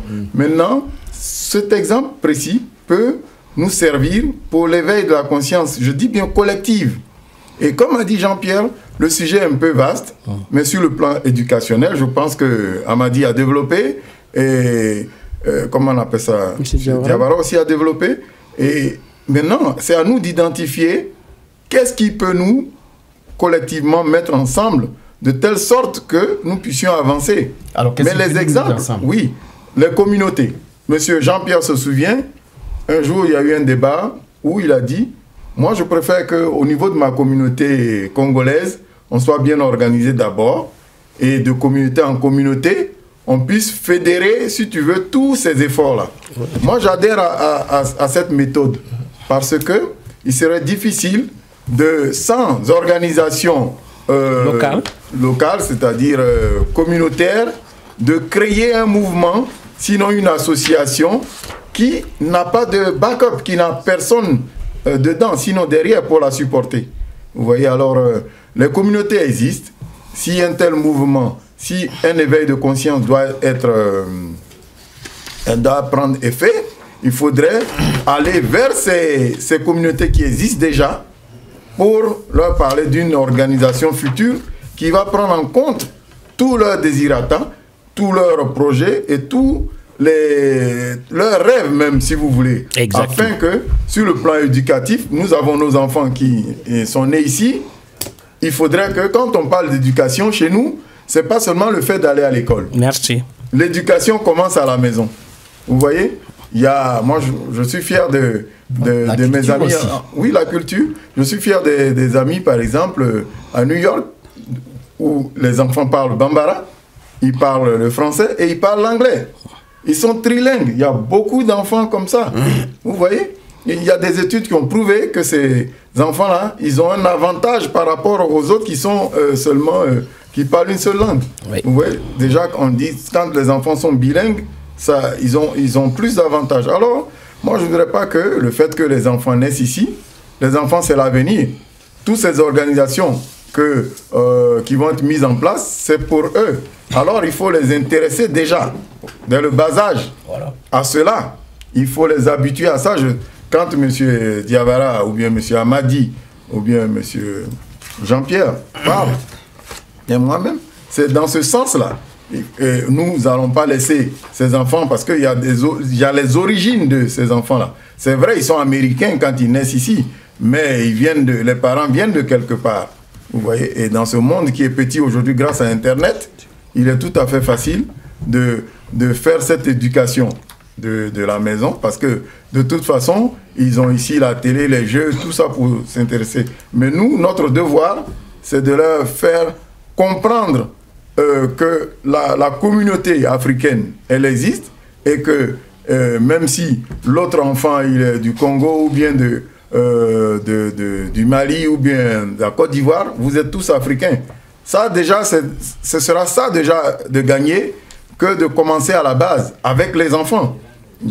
J'espère que je me fais comprendre, parce qu'il serait erroné de faire une organisation avec ceux qui ont déjà 30 ou bien 40, et puis sans, à la base, intéresser les enfants. Et puis, le jour où ceux qui auront atteint l'âge de la retraite, il n'y a plus de relève, bon, ces organisations-là, je pense qu'elles vont mourir. Voilà. Donc, je voudrais m'arrêter là. D'accord. Est-ce que vous avez quelque chose à dire encore? Tu voulais un peu intervenir? Amadi, vous voulez quelque chose à dire? Oui, ce que je peux dire par rapport à ce que mes confrères, quelques mots que je retiens, il a bien dit. Le site est vaste, mais c'est très simple, parce que tout est concentré sur l'éducation ici. Quand il parle de la famille, bien sûr, la famille est le premier modèle éducatif depuis que l'aube de l'humanité. Ça, tout le monde le connaît. C'est dans la famille qu'on apprend la courtoisie, le respect d'autrui, comment aimer les autres, comment être honnête. C'est dans la famille, c'est la plus petite solide. Après ça, nous avons la société où désormais on va à l'école, on va aller faire des amis. Et de l'autre côté, l'État intervient à ce qu'on appelle ici l'instruction civique, permettre à l'enfant de connaître les lois, les devoirs, les droits de son pays. Et une fois qu'on sort, bien sûr, ces lois sont en connivence avec les États du monde. On parle de l'éducation universelle. Donc, je pense que je suis tout à fait d'accord avec eux, monsieur. Je crois que quelque part, nos idées nous recoupent et se rejoignent. L'objectif ici, la prise de conscience africaine est-elle possible? Oui, c'est pourquoi nous sommes là, sinon on ne serait pas là. Mais il faudrait qu'elle aille à intégrer vraiment que nous voudrons. Évolutif.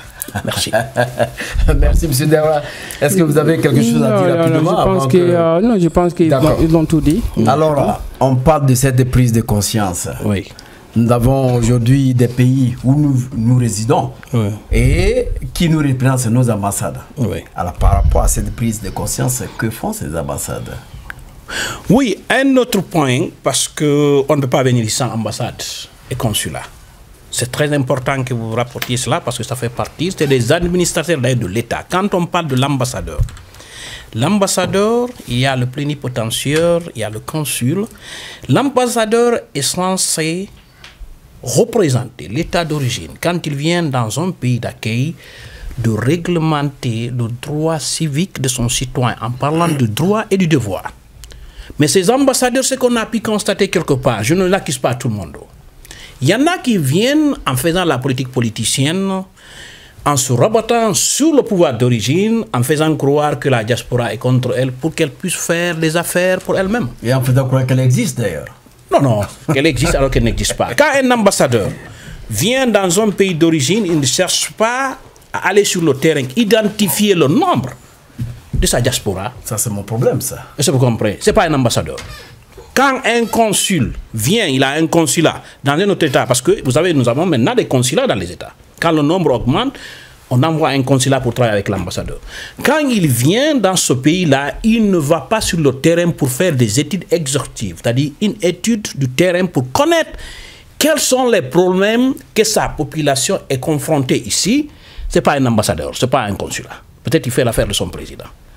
Quel est le devoir de la diaspora par rapport à ces consulats et à ces ambassadeurs?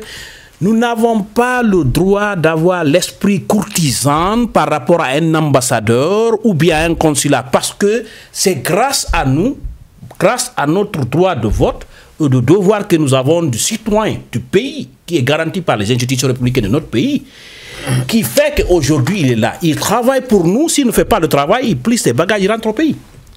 Il faudrait qu'on soit honnête. On le paye parce que nous sommes là. Si on n'était pas là, il n'allait pas être ambassadeur. Ou il n'allait pas être consulat. Donc ça, c'est notre faute. Des fois, on a peur parce que ce monsieur, peut-être monsieur Seck ou monsieur Diawara, il vient, on vient avec l'esprit que monsieur l'ambassadeur, vous savez, il faudrait que ce mythe-là soit complètement oublié. C'est un fonctionnaire de l'administration, de la fonction publique qui travaille pour ses citoyens. S'il ne le fait pas, on vient dans Tempo, sur le net, on écrit et on le dénonce. Effectivement, ce que vous êtes en train de dire. Et on refuse de payer même les cartes de consulat. Parce que des fois, ça lui fait de l'argent. Mais un ambassadeur qui vient, qui essaie de dire qu'il représente une compagnie aérienne, ou bien ça, ce n'est pas le rôle d'un ambassadeur. C'est plutôt d'aider la diaspora à identifier quand ils ont des projets vers lui et de faciliter vers le pays d'accueil et pour être maintenant le pont ou la croix de transmission entre ce pays et le pays d'origine. Il faudrait qu'on soit clair. Absolument, absolument. Donc, un facteur qu'il faut beaucoup mettre sur le point, sur la prise de conscience, parce que là aussi il y a le problème, sur le domaine politique. Pour ne pas tellement retenir, je veux essayer de céder un peu la parole à mes confrères parce que vous avez élevé quelque chose ici qui va un peu soulever beaucoup d'encre. Merci, monsieur, monsieur Seck, d'avoir revenu à vous tout à l'heure. Merci. Voilà. Oui. Je crois que monsieur Diawara. Oui, je pense qu'il a parlé d'une prise de conscience, il a parlé d'ambassadeur, il a parlé du consul. Je pense, je lui rejoins dans tout ce qu'il a dit. Hein. En fait, ça ne servira à rien de revenir encore sur ce qu'il a dit, mais malheureusement, il s'est trouvé qu'il y a de ces ambassadeurs qui sont dans des pays un peu partout dans le monde, qui ne savent pas exactement quel rôle ils doivent jouer pour leurs concitoyens. Mais je pense que la première des rôles, c'est pour un ambassadeur ou pour un consul, c'est de veiller au bien-être du pays qu'il représente, des citoyens du pays qu'il représente. Bon, quand un ambassadeur déjà oublie cela, ou bien il vient sur le terrain, il peut faire 5 ans, 6 ans sans contacter la base, essayer de savoir combien de Maliens ou combien de Guinéens ou quoi, qu'il en soit, sont là, et quels sont leurs besoins. Ne pas rentrer en contact avec eux, bon, je dirais que déjà tu as failli à ta mission, mais c'est aussi une prise de conscience. Oui. Il faut savoir les raisons de ta présence, il faut savoir que tu es là tu représentes un pays, il faut savoir que tu as le devoir de chercher à connaître les problèmes de ta communauté, et il faut être une liaison entre ta communauté et le pays d'accueil. Mais quand il faillit à ses missions, je dirais que bon, ce serait mieux de rester à la maison. D'accord. Oui. Ce serait mieux de rester à la maison. Je voudrais rebondir un peu. D'accord, allez-y, puisque vous avez déjà... Parce que c'est une, comme on dit en anglais, two-way street situation. Ouais. Il appartient aussi à la communauté que nous sommes, quand quelqu'un est nommé nouvellement, de lui dire que nous sommes organisés et que nous existons. Et si il ne veut pas nous inviter, nous pouvons l'inviter à nous inviter chez lui et aller le rencontrer et puis présenter qui nous sommes. Que nous sommes les Maliens aux États-Unis, les Guinéens, des Ivoiriens, des Congolais. Je pense que ça aussi, c'est notre devoir. Je ne vous coupe pas la parole, M. Koudou. Il y a des ambassadeurs qui habitent ici depuis fort longtemps. Okay. Et ce qu'ils ont dit, je comprends très bien. Ils ne connaissent pas même le nombre de leur diaspora qui habite. Je suis d'accord. Ça, je le accorde. Bien sûr, je ne suis pas en train de défendre ces ambassadeurs. Mais je dis pour quelqu'un qui est nouvellement affecté, par exemple, j'estime que pour celui qui est là depuis, ça, il a fait, si tu veux, son devoir. Ouais. S'il ne l'a pas fait, c'est qu'il a failli à ça. Merci. Et encore, ça rentre dans le même cas de figure que je viens de présenter. Oui. Nous avons le devoir de lui dire, ça fait 6 ans que tu es là. Nous, on a organisé, par exemple, voilà ce que nous faisons de positif pour l'image de l'Afrique, sinon, en général, sinon en particulier pour tel pays. Et nous voulons vous rencontrer. S'il ne veut pas, c'est que, comme il a dit, on peut dénoncer cette personne-là au niveau à la télé, par exemple, ou bien dans les journaux. Voilà, parce que cette personne-là ne serait pas en train de faire son travail. D'accord. Vous avez compris. Serge, on va pour cette grande émission. Nous continuons toujours ce grand débat et nous sommes là pour vous apporter des problèmes en même temps, leurs solutions. Alors, Jean-Pierre, concernant ces ambassades, quelle est votre opinion? Bon, mon opinion, on la connaît.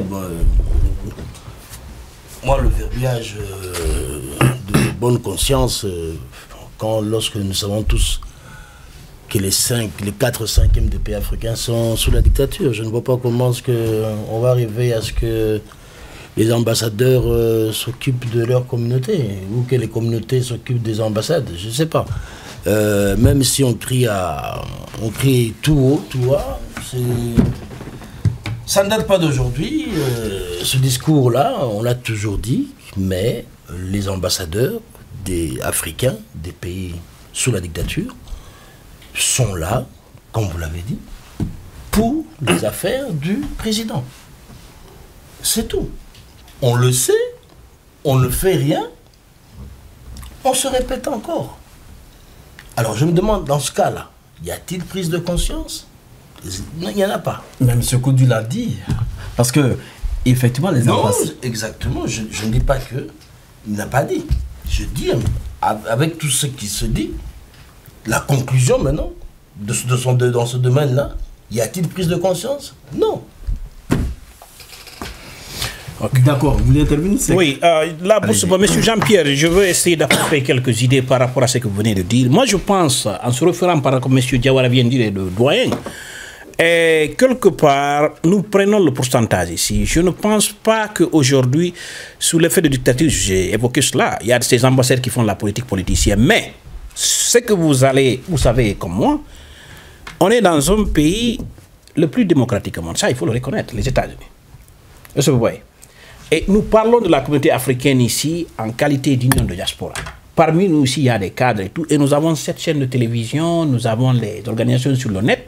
Aujourd'hui, c'est votre devoir, en qualité représentative de la diaspora africaine, pas non seulement votre pays, de se rejoindre. Des ambassadeurs, en quelque sorte. Non, de rejoindre cette unité africaine que nous avons.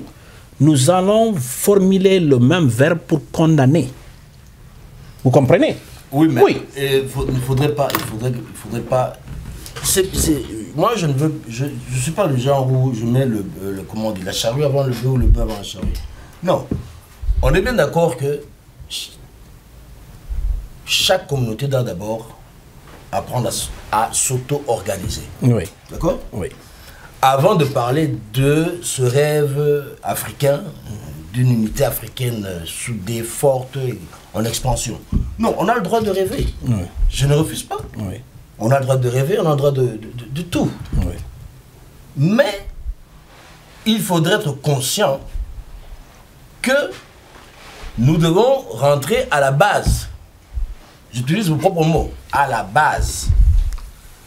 Et pas simplement de dire que c'est notre devoir de passer à Tempo Africa. Non, non, non. Ça, je ne suis pas d'accord. Avant que je puisse passer à Tempo Africa, je dois être sûr de la prise de conscience de ma communauté. Si je sais que la prise de conscience de telle communauté 6, 7, 8, il y a 8 prises de conscience de communauté, à ce moment-là, je sais que si mon ambassade ou mon ambassadeur fait un travail bâclé, je sais que si ma communauté se lève, elle aura le soutien obligatoire des autres communautés africaines. Automatique. C'est ça. Donc, je ne veux pas rêver. Vous allez prendre la parole. Non, non, je lui pose une question. Je ne veux pas rêver et me souvenir de tous les anciens débats qui ont été faits à ce sujet, où on répète toujours les mêmes solutions, les mêmes résolutions, mais il n'y a aucune action. Pour ne pas revenir au WAC, je me réjouis qu'il y a un début quelque part. Mais ce n'est pas suffisant tant que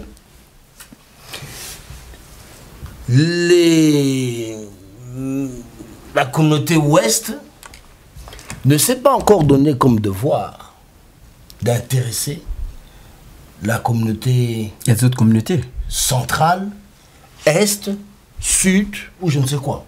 Okay. Parce que pour que les choses changent, il faut créer un vent. C'est-à-dire que même maintenant, dans ce monde, même pour les présidents, pour les élections, il faut créer des scénarios. Okay. Il faut créer des scénarios, il faut créer un vent où tous les membres, que ce soit ivoiriens, congolais, camerounais, se disent « Tiens, on dirait que c'est la mode aujourd'hui, tout le monde va de ce sens-là. » Et là, les gens adhèrent facilement. Mais quand il y a un groupe qui reste, oui, qui avance, et les autres sont en train d'observer, ou de ne même pas faire attention, vous savez, c'est ce qui se passe. Chez nous, les Congolais, on dit, les Africains sont comme des fourmis. Si vous mettez une fourmi dans une bouteille, vous en mettez 2. Vous dormirez avec elle, elle ne sortira pas. Jusqu'au matin, vous la trouverez dedans. Oui. Et si vous m'en mettez même 20... Mais si elle est fermée, elle va pas sortir. Même si elle est ouverte. Faites cette expérience. Je sais là où elle va me dire. C'est-à-dire que... Alors, chez les Africains, c'est quoi? C'est comme des fourmis. Quand l'un veut sortir, on tire. Alors, lorsque les autres communautés sont restées en retrait et que les autres avancent, je préfère donner ce conseil. Que lorsque vous avancez, vous faites un petit pas. Assurez-vous que le reste de vos frères vont avoir l'information pour qu'ils suivent. Sinon, on va vous tirer. D'accord, mais je crois que Jean-Pierre, tout ce que vous êtes en train de dire, c'est pourquoi vous êtes aujourd'hui à Tempo Afrique pour apporter de probables solutions à tout ce qui se passe au niveau de la diaspora. Parce que cette prise de conscience, on a vu que vous avez dit que c'est un sujet qui est vaste, mais on a canalisé ce sujet sur quand même l'éducation. Alors, je crois que ce que vous êtes en train de dire, nous sommes beaucoup conscients, mais la diaspora aussi a besoin de votre concours. Ça, c'est vrai. Elle a besoin de votre concours. Ce que je suis en train de faire, c'est mon concours. Oui, mais ne faites pas beaucoup de discours. Essayez de faire aussi l'action. Parce que c'est ce qu'on dit au niveau de l'Afrique, on fait beaucoup de discours. Non, mais il y a une chose. Oui, allez-y. Il y a une chose où je m'aime beaucoup. Quelle est cette chose-là? C'est lorsque je vois qu'il y a quelqu'un qui fait quelque chose dont je ne m'y attendais pas, je deviens tout petit.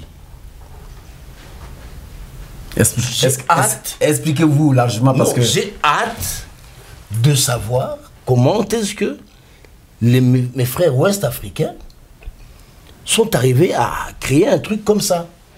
Ok. Tu vois? Et j'aimerais que ces gens passent dans toutes les communautés du Centrafrique, leur dire, bande de cons, vous rêvez, vous dormez là, regardez, faisons ceci. C'est la même méthode que vous avez fait pour convaincre les vôtres, c'est la même méthode que vous allez faire pour convaincre les Ivoiriens qui sont divisés, les Congolais, la même chose, et ainsi de suite. Mais si moi j'ai bonne mémoire là, je me rappelle que vous disiez au début quand on parlait de WAC que tu n'aimes pas une chose, il ne faut pas qu'on mélange les choses.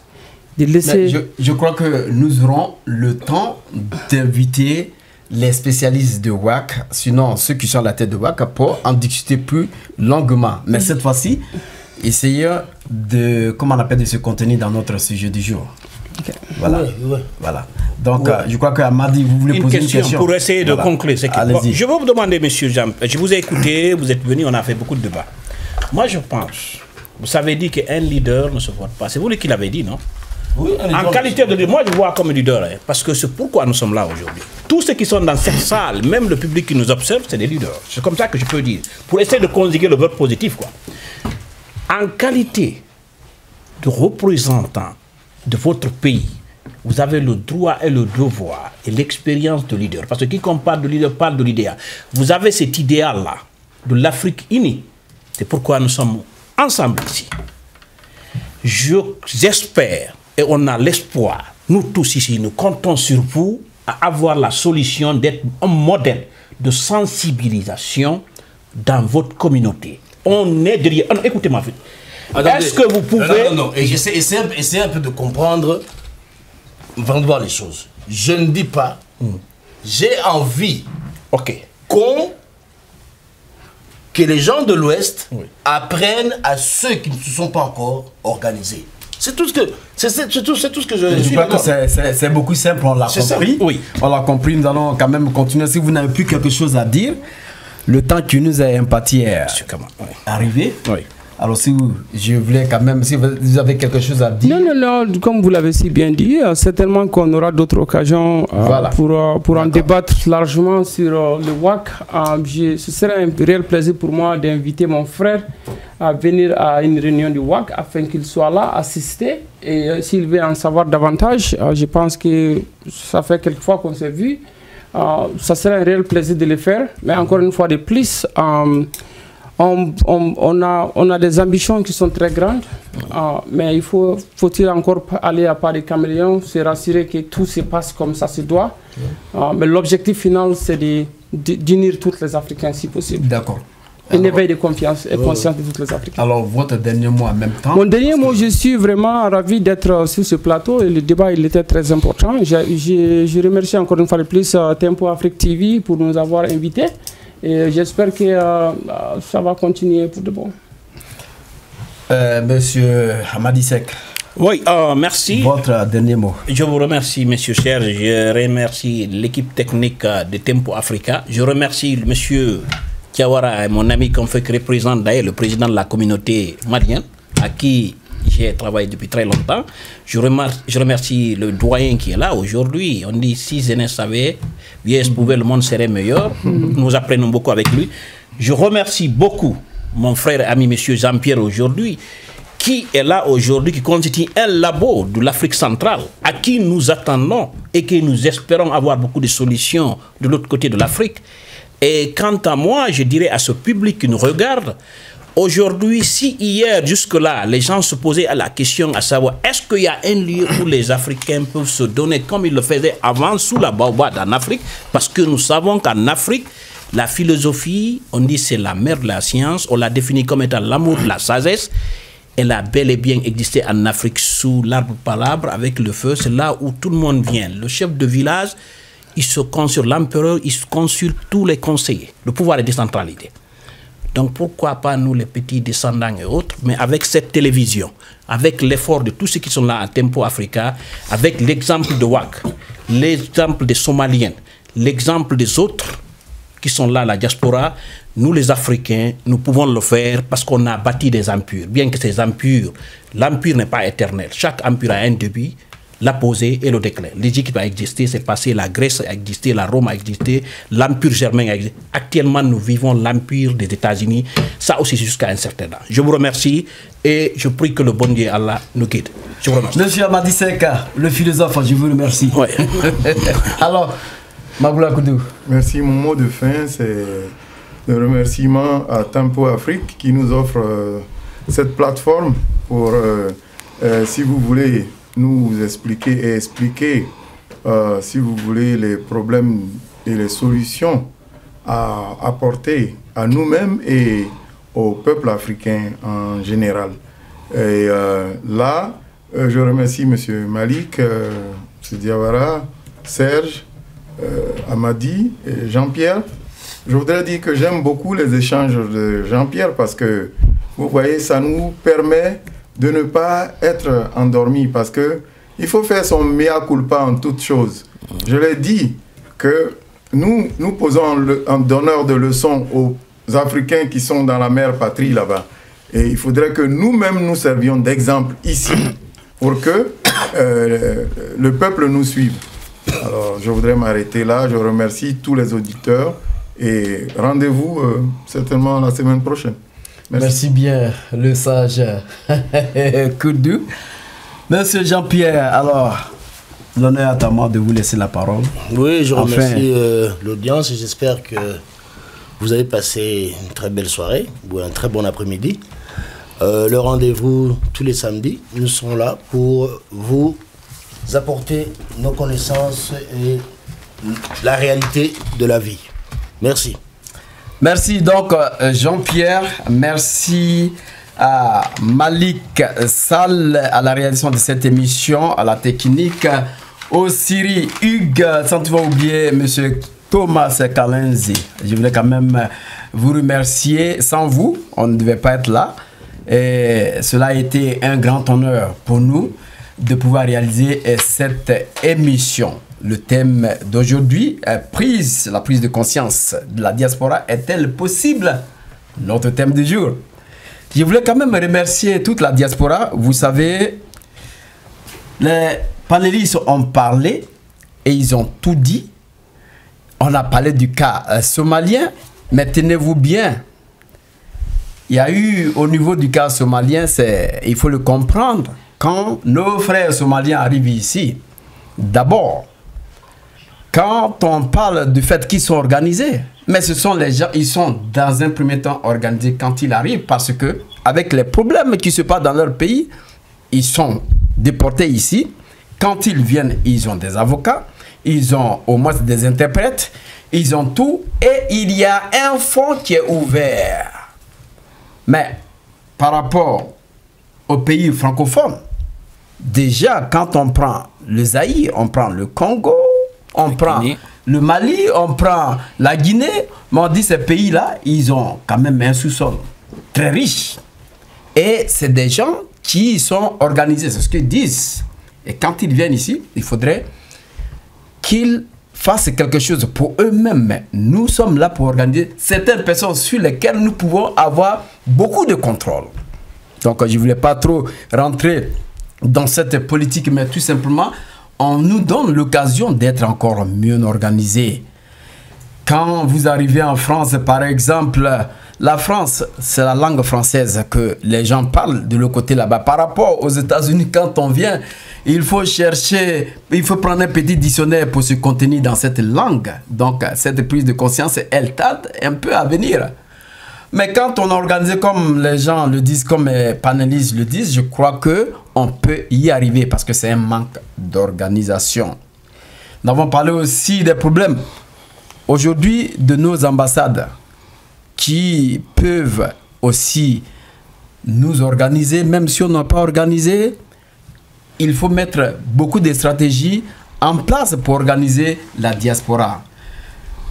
Les ambassadeurs ne connaissent même pas aujourd'hui ce qu'on appelle le nombre de leur diaspora. Aussi, on dépend, les ambassadeurs dépendent du ministère des Affaires étrangères, qui aussi ne doit pas dormir. On ne vous a pas mis là, parce que sans la diaspora, vous n'allez pas exister. C'est parce qu'il y a la diaspora et que ces relations diplomatiques peuvent exister. Alors, nous vous disons aussi de faire un travail laborieux pour que cette diaspora profite bien à leur pays d'origine. Je voulais quand même remercier nos camarades parce que vous avez vraiment dit beaucoup de choses intéressantes pour cette grande émission. Nous allons toujours continuer de vous apporter le meilleur de nous-mêmes. Mesdames et messieurs, je voudrais vous remercier de votre fidélité. Excellente soirée à tous. Serge Nyawa, je vous retrouve la semaine prochaine dans une nouvelle édition de Grand Débat sur Tempo Afrique. Au revoir.